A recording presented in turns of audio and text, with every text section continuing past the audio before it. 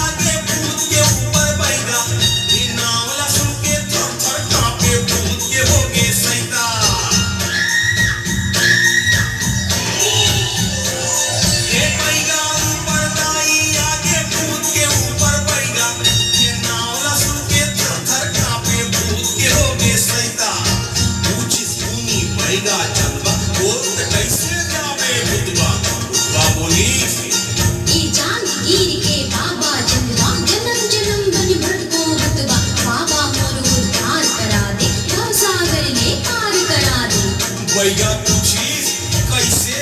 भूतवा बोलिस ऐसे पेड़ तरी मुरहाड़ा होला महल की मसरानी दुखी दाई के दुनिया चंदवा मुक्ति भला देवा दे पेड़ तरी मुरहाड़ा होला महल की मसरानी दुखी दाई के दुनिया चंदवा मुक्ति भला देवा दे तबे मैं चाहूं कबो नहीं आऊं चंदवा भाई गागा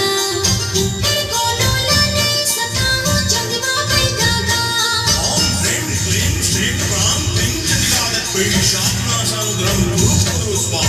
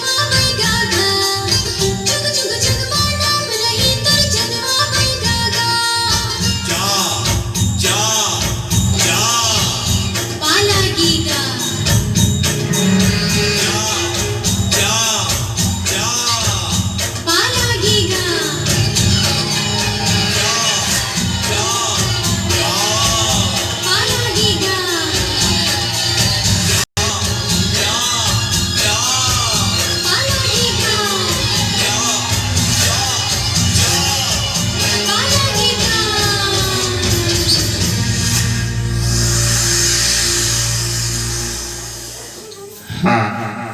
तो अभी जो हमार नने में हमार भूतवा